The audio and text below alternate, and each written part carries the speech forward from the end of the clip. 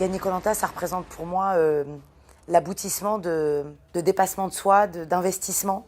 Je suis tout simplement fière d'avoir pu gagner cette édition en ayant affronté des aventuriers novices, mais qui n'étaient pas finalement si novices que ça quand on regarde la préparation de Sam ou le niveau de Folien ou bien d'autres, sans parler des héros, et de savoir que parmi tout ce beau monde et tout ce potentiel, j'ai réussi à tirer mon épingle du jeu.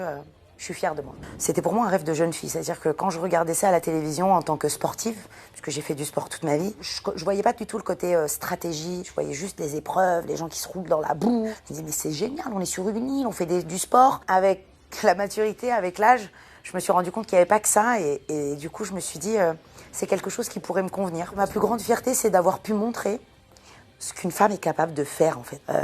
Je suis pas une féministe, je suis juste une girl power. Et en fait, je sais ce que c'est que d'être une femme, forcément, d'avoir ses épreuves, d'avoir ses hauts, ses bas. Tant qu'on veut, on peut et c'est possible. Il suffit juste d'y croire. Et ça, c'est une grande fierté. J'ai choisi Inès déjà parce que c'est ma petite sœur, Inès, et j'ai commencé l'aventure avec ce petit bout de femme que j'ai apprécié dès le départ.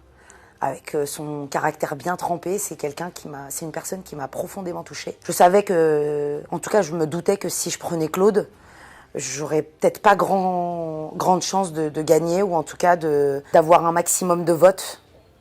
Mais à ce moment-là, c'est même pas tant que ça qui me pousse à choisir Inès. C'est vraiment ce côté où j'avais envie d'être comparée à quelqu'un qui, pour moi en tout cas, était à mon niveau.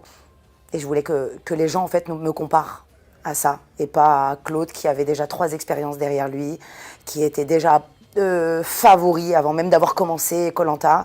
Bien sûr que je comprends la réaction de Claude, je comprends sa déception. C'est la 3e fois qu'il fait koh Lanta et malheureusement il m'a dit c'est la première fois que je suis pas assis en finale et que je suis pas en finale. À ce moment-là, j'espère juste qu'il accepte et qu'il respecte ma décision. Et alors autant koh Lanta c'était un rêve de jeune fille, mais autant d'être maman, ça remonte à bien plus longtemps que ça. Et aujourd'hui, de pouvoir le vivre en plein milieu de ce rêve qu'est koh Lanta, avec ses aventuriers, avec toute cette joie, quand il va sortir, il va être pompé là-bas. Et puis en plus, c'est le seul qui a réussi à venir avec moi sur le plateau, puisqu'on n'avait pas le droit aux familles. Du coup, c'est un privilégié. Je ne manquerai pas de le lui rappeler. Bien sûr que j'ai un mot à adresser à tous ces aventuriers, c'est tout simplement merci. Merci d'avoir participé à cette aventure et de m'avoir apporté en fait un petit bout de leur vie, un petit bout d'eux-mêmes. Chacun à leur niveau a marqué cette aventure et cette saison de l'île des héros.